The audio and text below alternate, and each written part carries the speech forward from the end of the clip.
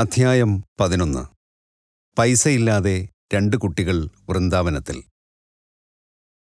മുകുന്ദ, പൈതൃക സ്വത്തുകളൊന്നും തരാതെ അച്ഛൻ നിന്നെ ഉപേക്ഷിച്ചാൽ നീയൊരു പാഠം പഠിക്കും. എത്ര ബുദ്ധിഹീനമായിട്ടാണ് നീ നിന്റെ ജീവിതം തുലച്ചു കളയുന്നത്. ജ്യേഷ്ഠന്റെ ഉപദേശിപ്രസംഗം എന്റെ ചെവിയിൽ വന്നലയ്ക്കുകയായിരുന്നു. അടുത്ത കാലത്ത് കൊൽക്കത്തയിൽ നിന്ന് പുരാതന പട്ടണമായ ആഗ്രയിലേക്ക് സ്ഥലം മാറ്റപ്പെട്ട അനന്തദായുടെ വീട്ടിൽ ജിതേന്ദ്രനും ഞാനും തീവണ്ടിയിൽ നിന്നിറങ്ങി പുതുതായി, വെറും ആലങ്കാരികമായി പറഞ്ഞുവെന്നേ ഉള്ളൂ, ഞങ്ങൾ പൊടിയിൽ കുളിച്ചിരുന്നു. എത്തിയതേ ഉണ്ടായിരുന്നുള്ളൂ. സർക്കാരിന്റെ പൊതുമരാമത്ത് വകുപ്പിൽ ഉയർന്ന സ്ഥാനം വഹിക്കുന്ന ഒരു അക്കൗണ്ടന്റായിരുന്നു ജ്യേഷ്ഠൻ. അനന്തദായ്ക്ക് നല്ലവണ്ണം അറിയാമല്ലോ ഞാൻ സ്വർഗപിതാവിൽ നിന്നാണ് പൈതൃകം തേടുന്നതെന്ന്. പണം ആദ്യം, പിന്നീട് ഈശ്വരൻ. ആർക്കറിയാം, ജീവിതം ചിലപ്പോൾ കുറെ നീണ്ടുപോയി എന്ന് വരാം. ഈശ്വരൻ ആദ്യം, പണം അദ്ദേഹത്തിന്റെ അടിമയാണ്. ആർക്ക് പറയാൻ കഴിയും, ജീവിതം പെട്ടെന്ന് അവസാനിച്ചുവെന്നും വരാം. അവസരത്തിനൊത്ത് ഞാനൊരു തർക്കുത്തരം പറഞ്ഞെന്നേയുള്ളൂ. അതിൽ ദീർഘദർശനമൊന്നുമില്ലായിരുന്നു. കഷ്ടം, അനന്തദായുടെ ജീവിതം നേരത്തെ അവസാനിക്കുക തന്നെ ചെയ്തു. ആശ്രമത്തിൽ നിന്ന് കിട്ടിയ ജ്ഞാനമായിരിക്കുമെന്ന് ഞാൻ ഊഹിക്കുന്നു. പക്ഷേ നീ വാരാണസി വിട്ടല്ലോ. അനന്തദായുടെ കണ്ണുകൾ സംതൃപ്തി കൊണ്ട് തിളങ്ങി. എന്റെ ചിറകുകളെ കുടുംബത്തിന്റെ കൂട്ടിലൊതുക്കാമെന്ന് അദ്ദേഹം ഇപ്പോഴും പ്രതീക്ഷിക്കുന്നു. വാരാണസിയിലെ എന്റെ താൽക്കാലിക താമസം നിഷ്ഫലമായിരുന്നില്ല. എന്റെ ഹൃദയം കൊതിച്ചുകൊണ്ടിരുന്ന എല്ലാം അവിടെ ഞാൻ കണ്ടെത്തി. അത് ചേട്ടന്റെ പണ്ഡിതനോ അയാളുടെ മകനോ അല്ലെന്ന് ഉറപ്പു വിചാരിച്ചോളൂ. ഓർത്ത് ചിരിക്കുന്നതിൽ അനന്തദായും പങ്കുകൊണ്ടു. വാരാണസിയിൽ താൻ തിരഞ്ഞെടുത്ത ദീർഘദർശി ഒരു ഹ്രസ്വദൃഷ്ടിയാണെന്ന് തെളിഞ്ഞുവെന്ന് അദ്ദേഹത്തിന് സമ്മതിക്കേണ്ടി വന്നു. അലഞ്ഞുതിരിയുന്ന എന്റെ അനിയ, നിന്റെ പരിപാടികൾ എന്താണ്? ജിതേന്ദ്രൻ ആഗ്രയിലേക്ക് വരാൻ എന്നെ പ്രേരിപ്പിച്ചു. ഇവിടുത്തെ താജ്മഹലിന്റെ സൗന്ദര്യം ഞങ്ങൾ കാണും, ഞാൻ വിശദീകരിച്ചു. എന്നിട്ട് ഞാൻ പുതുതായി കണ്ടെത്തിയ ഗുരുവിന്റെ ശ്രീരാമപുരത്തെ ആശ്രമത്തിലേക്ക് ഞങ്ങൾ പോകുകയാണ്. ആതിഥ്യമര്യാദയോടെ അനന്തദ ഞങ്ങൾക്ക് സുഖസൗകര്യങ്ങൾ ചെയ്തു തന്നു. സായാഹ്നത്തിൽ പല പ്രാവശ്യം അദ്ദേഹത്തിന്റെ കണ്ണുകൾ ചിന്താധീനമായി എന്നിൽ പതിയുന്നത് ഞാൻ ശ്രദ്ധിച്ചു. ആ നോട്ടം എനിക്കറിയാം, ഞാൻ വിചാരിച്ചു. എന്തോ കൊനിഷ്ഠ ഒപ്പിക്കാനാവും. പ്രഭാതഭക്ഷണവേളയിൽ കള്ളി പുറത്തായി. അപ്പോൾ അച്ഛന്റെ സ്വത്തിനെ ആശ്രയിക്കാതെ തന്നെ കഴിയാമെന്നാണ് നിനക്ക് തോന്നുന്നത്, അല്ലേ? തലേ ദിവസത്തെ കുത്തുവാക്കുകൾ പുനരാരംഭിക്കുമ്പോൾ ആനന്ദദായുടെ നോട്ടം നിഷ്കളങ്കമായിരുന്നു. ഈശ്വരനിലുള്ള എന്റെ ആശ്രയത്തെപ്പറ്റി എനിക്ക് നല്ല ബോധ്യമുണ്ട്. വാക്കുകൾക്ക് എന്ത് വിലയിരിക്കുന്നു? ഇത്രത്തോളം നിന്നെ ജീവിതം രക്ഷിച്ചു. ആഹാരത്തിനും കിടപ്പാടത്തിനും വേണ്ടി അദൃശ്യനായ ഈശ്വരന്റെ നേരെ കൈനീട്ടാൻ നിർബന്ധിതനായാൽ എന്തായിരിക്കും അവസ്ഥ? താമസിയാതെ തെരുവിൽ പിച്ച തണ്ടുകയായിരിക്കും നീ. ഒരിക്കലുമില്ല. ഈശ്വരനിലല്ലാതെ വഴിപോക്കരിൽ ഞാൻ വിശ്വാസം അർപ്പിക്കുകയില്ല. പിച്ചപാത്രമല്ലാതെ 1000 വഴികൾ തന്റെ ഭക്തന് തുറന്നുകൊടുക്കാൻ അദ്ദേഹത്തിന് കഴിയും. വീണ്ടും വാഗ്ധോരണി. നീ വീമ്പിളക്കുന്ന തത്വശാസ്ത്രം ഈ പ്രത്യക്ഷ ലോകത്തിൽ ഒരു പരീക്ഷയ്ക്ക് വിധേയമാക്കാൻ ഞാൻ നിർദ്ദേശിക്കുകയാണെങ്കിലോ? ഞാൻ സമ്മതിക്കും. ചേട്ടൻ ഈശ്വരനെ ഊഹാപോഹത്തിന്റെ ഒരു ലോകത്ത് ഒതുക്കുകയാണോ? നമുക്ക് കാണാം. എന്റെ അഭിപ്രായങ്ങൾ തിരുത്താനോ സ്ഥിരീകരിക്കാനോ ഇന്ന് നിനക്ക് അവസരം ലഭിക്കും. നാടകീയമായ ഒരു നിമിഷനേരം അനന്തദ നിർത്തി. എന്നിട്ട് സാവധാനം ഗൗരവത്തിൽ പറഞ്ഞു, നിന്നെയും നിന്റെ സഹശിഷ്യനായ ജിതേന്ദ്രനെയും അടുത്തുള്ള വൃന്ദാവനം പട്ടണത്തിലേക്ക് ഇന്ന് രാവിലെ അയക്കാമെന്ന ഒരു നിർദ്ദേശം ഞാൻ വെക്കുന്നു. നിങ്ങൾ 1 രൂപ പോലും കയ്യിൽ കൊണ്ടുപോകരുത്. ആഹാരമോ പണമോ യാചിക്കരുത്. നിങ്ങളുടെ വിഷമസ്ഥിതി ആരോടും വെളിപ്പെടുത്തരുത്. ആഹാരം കഴിക്കാനില്ലാതെ വരരുത്. വൃന്ദാവനത്തിൽ നിരാശ്രയരായി കുടുങ്ങിപ്പോകാൻ ഇടയാകാനും പാടില്ല.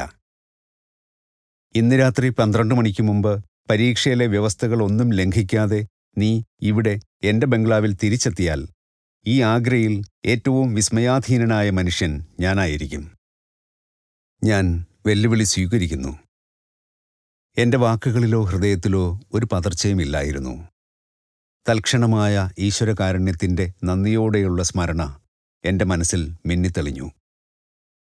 ലാഹിരി മഹാശയൻ്റെ ചിത്രത്തോടുള്ള അപേക്ഷയിലൂടെ മാരകമായ വിഷൂചികയിൽ നിന്ന് എൻ്റെ രോഗശാന്തി, ലാഹോറിലെ മട്ടുപ്പാവിൽ വച്ച് തമാശയ്ക്ക് സമ്മാനമായി ലഭിച്ച 2 പട്ടങ്ങൾ, എൻ്റെ നിരാശയിൽ തക്ക സമയത്ത് ബറേലിയിൽ വച്ചു ലഭിച്ച ഏലസ്, വാരാണസിയിലെ പണ്ഡിതന്റെ വീട്ടുമുറ്റത്ത് വച്ച് സാധുവിൽ നിന്ന് ലഭിച്ച നിർണായകമായ സന്ദേശം, ദിവ്യജനനിയുടെ ദർശനവും മനോജ്ഞമായ പ്രേമവാണികളും, എൻ്റെ നിസ്സാരമായ വല്ലായ്മകളിൽ മാസ്റ്റർ മഹാശയനിൽ കൂടി താമസം വിനാ ലഭിച്ച ജഗദംബയുടെ ശ്രദ്ധ, എൻ്റെ ഹൈസ്കൂൾ ഡിപ്ലോമ യാഥാർത്ഥ്യമാക്കിയ അന്ത്യനിമിഷത്തെ മാർഗനിർദ്ദേശം, എനിക്കു ലഭിച്ച ഏറ്റവും മഹത്തായ വരദാനം, എൻ്റെ ഒരു ജീവിതകാലത്തെ സ്വപ്നങ്ങളുടെ മൂടൽമഞ്ഞിൽ നിന്ന് എനിക്കു ലഭിച്ച ചൈതന്യധന്യനായ എൻ്റെ ഗുരുദേവൻ. ലോകത്തെ പരുഷങ്ങളായ പരീക്ഷണവേദികളിലെ ഏതു ബലപരീക്ഷയിലായാലും എൻ്റെ തത്വജ്ഞാനം അപര്യാപ്തമാണെന്ന് ഞാൻ ഒരിക്കലും സമ്മതിക്കുകയില്ല. നിന്റെ തയ്യാർ ശ്ലാഘനീയമാണ്. ഞാൻ ഇപ്പോൾ തന്നെ നിങ്ങളെ തീവണ്ടി വരെ അനുഗമിക്കാം, അനന്തത പറഞ്ഞു. വാ പൊളിച്ചു നിന്ന ജിതേന്ദ്രന്റെ നേർക്ക് അദ്ദേഹം തിരിഞ്ഞു. നീ കൂടെ പോകണം, ഒരു സാക്ഷി എന്ന നിലയ്ക്ക്.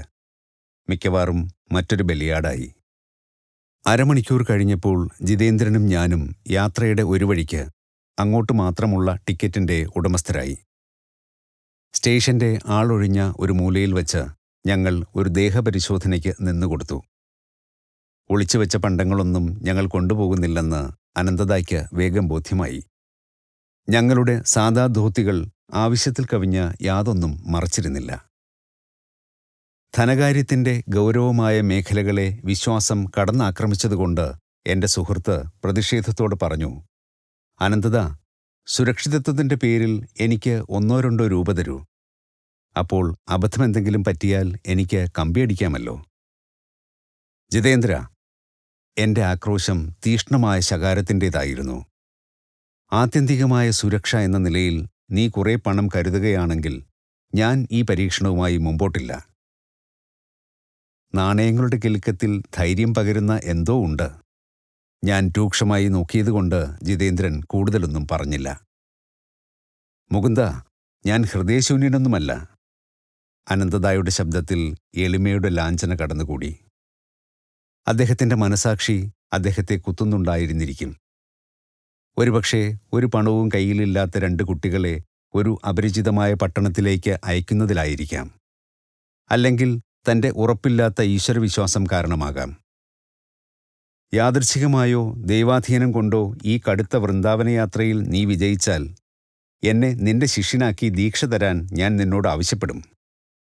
അസാധാരണമായ ഈ അവസരത്തിന് ചേരുന്ന തരത്തിൽ ഏതോ ഒരു ക്രമക്കേട് ഈ വാഗ്ദാനത്തിലുണ്ടായിരുന്നു.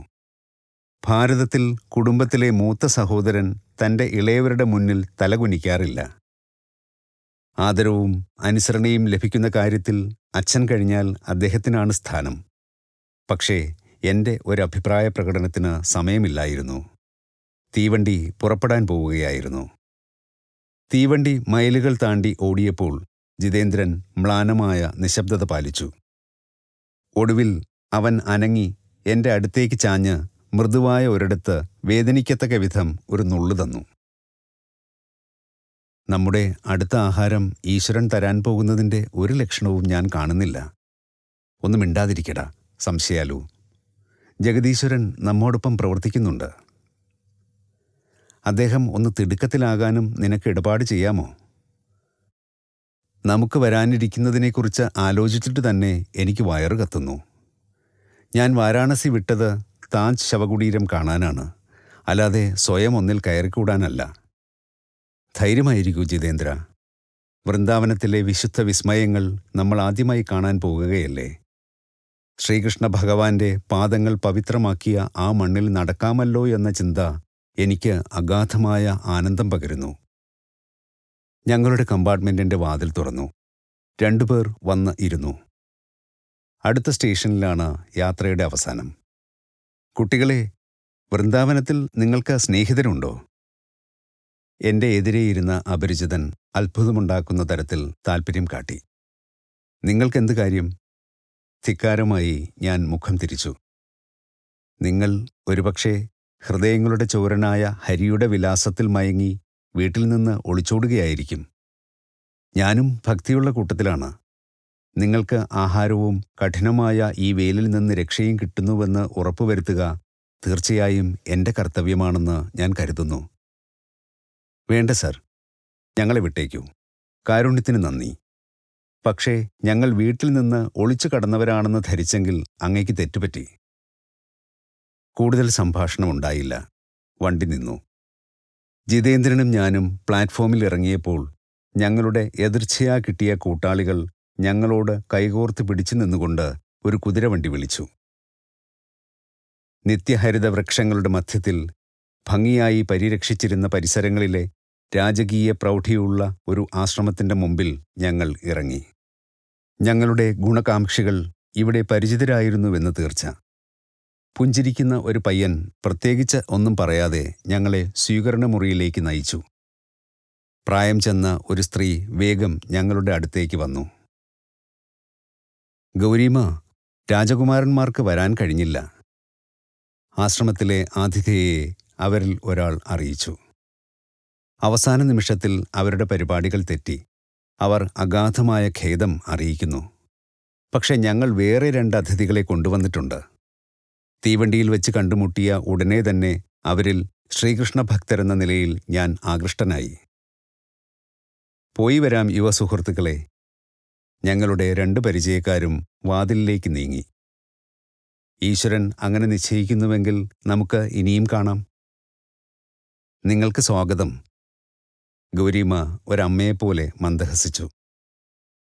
ഇതിലും നല്ലൊരു ദിവസത്തിൽ നിങ്ങൾക്ക് വരാൻ കഴിയുമായിരുന്നില്ല. ഈ ആശ്രമത്തിൻ്റെ 2 രാജകീയ രക്ഷാധികാരികളെ ഞാൻ പ്രതീക്ഷിച്ചിരിക്കുകയായിരുന്നു. എൻ്റെ പാചകം ആസ്വദിക്കാൻ ആരുമില്ലാതെ പോയാൽ എന്ത് മോശമായേനെ. സന്തോഷകരമായ ഈ വാക്കുകൾ അത്ഭുതമുളവാക്കുന്ന ഒരു പ്രതികരണമാണ് ജിതേന്ദ്രനിൽ സൃഷ്ടിച്ചത്. അവൻ പൊട്ടിക്കരഞ്ഞു. വൃന്ദാവനത്തിൽ അവൻ ഭയന്ന വരാനിരിക്കുന്നത് ഒരു രാജകീയ സൽക്കാരമായി മാറുകയായിരുന്നു. മനസ്സിൻ്റെ പെട്ടെന്നുള്ള പുനഃക്രമീകരണം അവന് അസാധ്യമായിരുന്നു. ഞങ്ങളുടെ ആതിഥേയ ഒന്നും പറയാതെ കൗതുകത്തോടെ അവനെ നോക്കി. ഒരുപക്ഷെ കൗമാരപ്രായത്തിൻ്റെ വിചിത്ര സ്വഭാവം അവർക്ക് പരിചിതമായിരിക്കാം. ഊണ് സമയമായി എന്ന് അറിയിപ്പ് വന്നു. വിശപ്പുണ്ടാക്കുന്ന സുഗന്ധം പരന്ന ഊണുമുറിയിലേക്ക് ഗൗരീമ ഞങ്ങളെ കൊണ്ടുപോയി. അവർ അടുത്തുള്ള അടുക്കളയിൽ മറഞ്ഞു. ഞാൻ ഈ നിമിഷം കാത്തിരിക്കുകയായിരുന്നു. ജിതേന്ദ്രൻ്റെ ശരീരത്തിൽ പറ്റിയ ഒരു ഭാഗം തിരഞ്ഞെടുത്ത് തീവണ്ടിയിൽ വച്ച് അവൻ എനിക്ക് തന്നത്ര വേദനയുണ്ടാക്കുന്ന ഒരു നുള്ള് ഞാൻ തിരിച്ചു കൊടുത്തു. സംശയാലു, ജഗദീശ്വരൻ പ്രവർത്തിക്കുന്നുണ്ട് തിടുക്കത്തിൽ തന്നെ. ആതിഥേയ ഒരു വിശറിയുമായി തിരിച്ചെത്തി. ചിത്രപ്പണികളുള്ള കമ്പളങ്ങളിൽ ഞങ്ങൾ ചമ്രം പടിഞ്ഞിരുന്നപ്പോൾ അവർ പൗരസ്ത്യ രീതിയനുസരിച്ച് ഞങ്ങളെ വീശിക്കൊണ്ടിരുന്നു. ആശ്രമ അന്തേവാസികൾ ഒരു 30 തരം വിഭവങ്ങളുമായി അങ്ങോട്ടും ഇങ്ങോട്ടും നീങ്ങി. ഊണ് എന്നതിനു പകരം വിഭവസമൃദ്ധമായ സദ്യ എന്നേ ഇതിനെ വിവരിക്കാനാകൂ. ഈ ഭൂമിയിൽ വന്നെത്തിയ ശേഷം ഇതുപോലുള്ള വിശിഷ്ടഭോജ്യങ്ങൾ ജിതേന്ദ്രനും ഞാനും ആസ്വദിച്ചിട്ടില്ല. ആദരണീയയായ മാതാവേ, വാസ്തവത്തിൽ രാജോചിതമായ വിഭവങ്ങൾ തന്നെ. ഈ സദ്യയ്ക്ക് എത്തുന്നതിനേക്കാൾ അടിയന്തിരമായി നിങ്ങളുടെ രാജകീയ രക്ഷാധികാരികൾ മറ്റെന്താണ് കണ്ടെത്തിയതെന്ന് എനിക്ക് സങ്കല്പിക്കാനാവുന്നില്ല. ജീവിതത്തിലെ എക്കാലത്തേക്കുമുള്ള ഒരു ഓർമ്മയാണ് ഞങ്ങൾക്ക് നൽകിയത്. അനന്തതായുടെ നിബന്ധന മൂകരാക്കിയ ഞങ്ങൾക്ക് ഞങ്ങളുടെ നന്ദിക്ക് യഥാർത്ഥത്തിൽ 2 രീതിയിൽ പ്രാധാന്യമുണ്ടെന്നുള്ള കാര്യം ആ മഹതിയോട് വിശദീകരിക്കാൻ കഴിഞ്ഞില്ല. എങ്കിലും ഞങ്ങളുടെ ആത്മാർത്ഥത പ്രകടമായിരുന്നു. അവരുടെ അനുഗ്രഹാശിസ്സുകളും ആശ്രമം വീണ്ടും സന്ദർശിക്കാനുള്ള ആകർഷകമായ ക്ഷണവും വാങ്ങിക്കൊണ്ട് ഞങ്ങൾ യാത്രയായി. വെളിയിൽ ചൂട് അതികഠിനമായിരുന്നു. ആശ്രമ കവാടത്തിനടുത്തുള്ള ഒരു വലിയ കദംബ വൃക്ഷച്ചുവട്ടിൽ സ്നേഹിതനും ഞാനും അഭയം തേടി. ജിതേന്ദ്രൻ ഒരിക്കൽ കൂടി സംശയഗ്രസ്തനായി. മൂർച്ചയേറിയ വാക്കുകൾ ഞങ്ങൾ കൈമാറി. എന്നെ എന്തൊരു വിഷമസ്ഥിതിയിലാണ് നീ കൊണ്ടെത്തിച്ചിരിക്കുന്നത്. നമ്മുടെ ഊണ് എതിർച്ചയാൽ ലഭിച്ച ഒരു ഭാഗ്യം മാത്രമായിരുന്നു. ഒരൊറ്റ പൈസ കയ്യിലില്ലാതെ പട്ടണത്തിലെ കാഴ്ചകൾ നമുക്ക് എങ്ങനെ കാണാനൊക്കും? പിന്നെ ഏത് വിധേനയാണ് നീ എന്നെ അനന്തതായുടെ വീട്ടിൽ തിരിച്ചെത്തിക്കുവാൻ പോകുന്നത്? നിന്റെ വയറ് നിറഞ്ഞു കഴിഞ്ഞ സ്ഥിതിക്ക് നീ ഈശ്വരനെ പെട്ടെന്ന് മറക്കുന്നു. എന്റെ വാക്കുകൾ അത്ര കടുത്തതായിരുന്നില്ലെങ്കിലും കുറ്റപ്പെടുത്തുന്നവയായിരുന്നു. ഈശ്വരകാരുണ്യത്തെപ്പറ്റി മനുഷ്യന്റെ ഓർമ്മ എത്ര ഹ്രസ്വമാണ്. തൻ്റെ ഏതാനും പ്രാർത്ഥനകളെങ്കിലും നിറവേറുന്നത് കണ്ടിട്ടില്ലാത്ത ഒരു മനുഷ്യനുമില്ല. നിന്നെപ്പോലുള്ള ഒരു എടുത്തുചാട്ടക്കാരൻ്റെ കൂടെ ഇറങ്ങിത്തിരിച്ച എൻ്റെ മണ്ടത്തരം ഞാൻ മറക്കാനിടയില്ല. ശാന്തനാകൂ ജിതേന്ദ്ര. നമുക്ക് ആഹാരം നൽകിയ അതേ ജഗൽ പ്രഭു നമുക്ക് വൃന്ദാവനം കാട്ടിത്തരും, ആഗ്രയിൽ തിരിച്ചെത്തിക്കുകയും ചെയ്യും. നല്ല മുഖശ്രീയുള്ള ഒരു കൃശഗാത്രനായ യുവാവ് വേഗം നടന്ന് ഞങ്ങളെ സമീപിച്ചു. ഞങ്ങളുടെ മരത്തിൻ്റെ കീഴിലെത്തി എന്നെ വന്ദിച്ചു. പ്രിയ സ്നേഹിത, നിങ്ങളും കൂട്ടുകാരനും ഇവിടെ അപരിചിതരായിരിക്കണം. നിങ്ങളുടെ ആതിഥേയനും വഴികാട്ടിയുമാകാൻ എന്നെ അനുവദിക്കൂ. ഭാരതീയന് മുഖം വിളറുകയെന്നത് ഏറെക്കുറെ അസാധ്യമാണ്. പക്ഷേ ജിതേന്ദ്രൻ്റെ മുഖം പെട്ടെന്ന് മ്ലാനമായി. ഞാൻ ഭവ്യമായി ആ ക്ഷണം നിരസിച്ചു. നിങ്ങൾ തീർച്ചയായും എന്നെ തുരത്തുകയല്ലല്ലോ? ആ അപരിചിതന്റെ സംഭ്രമം മറ്റേതൊരു സാഹചര്യത്തിലായിരുന്നുവെങ്കിലും ചിരിക്ക് വക നൽകിയേനെ. എന്തുകൊണ്ടായിക്കൂടാ? അങ്ങ് എൻ്റെ ഗുരുദേവനാണ്. അയാളുടെ കണ്ണുകൾ വിശ്വാസത്തോടെ എൻ്റെ കണ്ണുകൾ തേടി. എൻ്റെ മധ്യാഹ്ന പ്രാർത്ഥനകളിൽ ശ്രീകൃഷ്ണ പരമാത്മാവ് എനിക്ക് ദർശനം നൽകി. ആരോരുമില്ലാതെ രണ്ടുപേർ ഇതേ മരത്തിൻ്റെ കീഴിൽ നിൽക്കുന്നത് അദ്ദേഹം എനിക്ക് കാട്ടിത്തന്നു. ഒരു മുഖം അങ്ങയുടേതായിരുന്നു. ഗുരുദേവ, ധ്യാനത്തിൽ ഞാൻ അത് പലപ്പോഴും കണ്ടിട്ടുണ്ട്. എൻ്റെ എളിയ സേവനങ്ങൾ സ്വീകരിച്ചാൽ എനിക്കെത്ര സന്തോഷമാകും. നീ എന്നെ കണ്ടെത്തിയതിൽ എനിക്കും സന്തോഷമുണ്ട്. ഈശ്വരനും മനുഷ്യനും ഞങ്ങളെ കൈയൊഴിഞ്ഞിട്ടില്ല. എൻ്റെ മുന്നിലെ ആകാംക്ഷാഭരിതമായ മുഖം നോക്കി പുഞ്ചിരിച്ചുകൊണ്ട് നിശ്ചലനായി ഞാൻ നിൽക്കുകയായിരുന്നെങ്കിലും മനസ്സുകൊണ്ട് ഞാൻ ഈശ്വരപാദങ്ങൾ പ്രണമിച്ചു. പ്രിയ സുഹൃത്തുക്കളെ, നിങ്ങളുടെ സന്ദർശനം കൊണ്ട് എൻ്റെ വീടിനെ അനുഗ്രഹിക്കുകയില്ലേ? നീ കാരുണ്യവാനാണ്. പക്ഷേ ആ പരിപാടി നടപ്പിലാക്കാനാവില്ല. ഞങ്ങൾ നീ വിളിക്കും മുമ്പേ തന്നെ ആഗ്രയിലുള്ള എൻ്റെ ജ്യേഷ്ഠൻ്റെ അതിഥികളായിരിക്കുകയാണ്. നിങ്ങളോടൊപ്പം വൃന്ദാവനം സന്ദർശിക്കുന്നതിൻ്റെ ഓർമ്മകളെങ്കിലും എനിക്ക് തരൂ. ഞാൻ സന്തോഷത്തോടെ സമ്മതിച്ചു. തൻ്റെ പേര് പ്രതാപ് ചാറ്റർജി എന്നാണെന്ന് ആ ചെറുപ്പക്കാരൻ പറഞ്ഞു. അയാൾ ഒരു കുതിരവണ്ടി വിളിച്ചു. ഞങ്ങൾ മദനമോഹന ക്ഷേത്രവും മറ്റ് കൃഷ്ണക്ഷേത്രങ്ങളും സന്ദർശിച്ചു. ഞങ്ങളുടെ ക്ഷേത്രദർശനം കഴിഞ്ഞപ്പോൾ രാത്രിയായി. സന്ദേശ് എന്ന മധുരപലഹാരം വാങ്ങിയിട്ട് ഞാൻ ഇപ്പോൾ വരാം. തീവണ്ടി സ്റ്റേഷന് സമീപം ഒരു കടയിൽ പ്രതാപൻ കയറി. അപ്പോഴേക്കും താരതമ്യേന തണുപ്പ് വീണ വിശാല വീഥിയിൽ ആളുകൾ കൂടിയിരുന്നു. അവിടെ ജിതേന്ദ്രനും ഞാനും ചുറ്റി നടന്നു. ഞങ്ങളുടെ സുഹൃത്തിനെ കുറച്ചു നേരത്തേക്ക് കണ്ടില്ല. പക്ഷേ ധാരാളം മധുരപലഹാരങ്ങളുമായി ഒടുവിൽ അയാൾ തിരിച്ചെത്തി. ഈ പുണ്യം സമ്പാദിക്കാൻ എന്നെ ദയവ് ചെയ്ത് അനുവദിക്കൂ.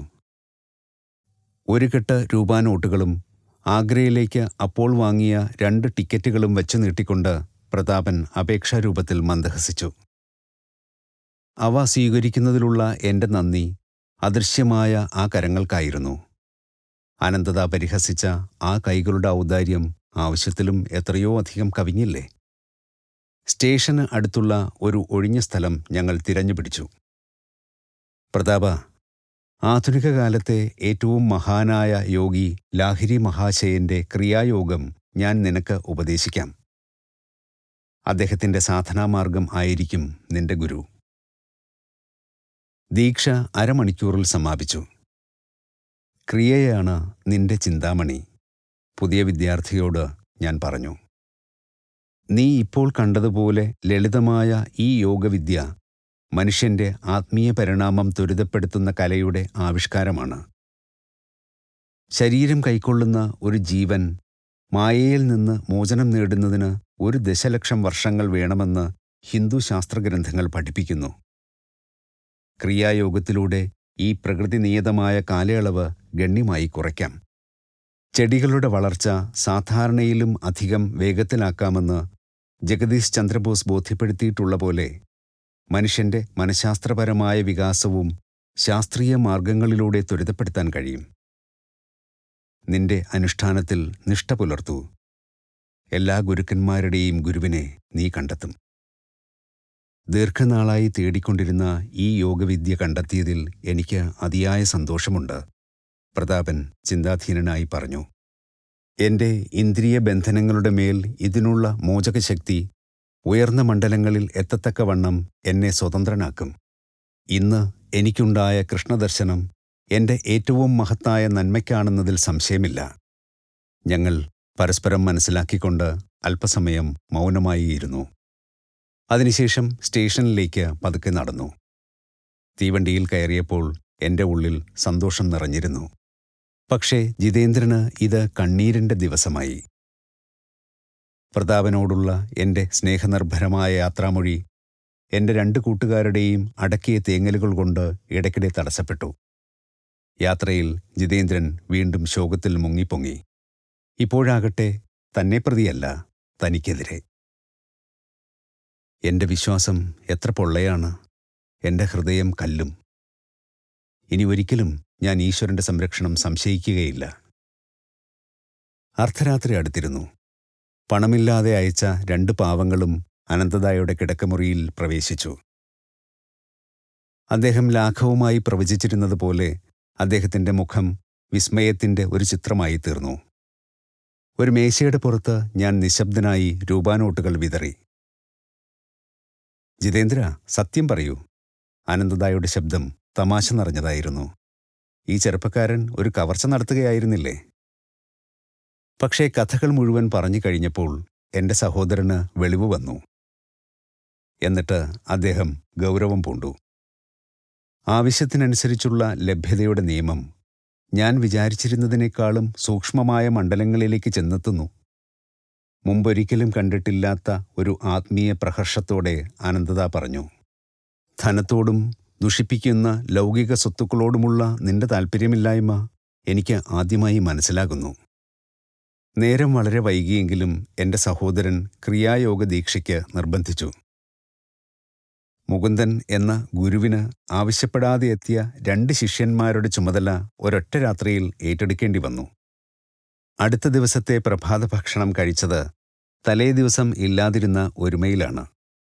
ഞാൻ ജിതേന്ദ്രനെ നോക്കി പുഞ്ചിരിച്ചു. നീ താജ് കാണാതിരിക്കുകയൊന്നും വേണ്ട. ശ്രീരാമപുരത്തിന് പുറപ്പെടും മുമ്പ് നമുക്ക് അത് പോയി കാണാം.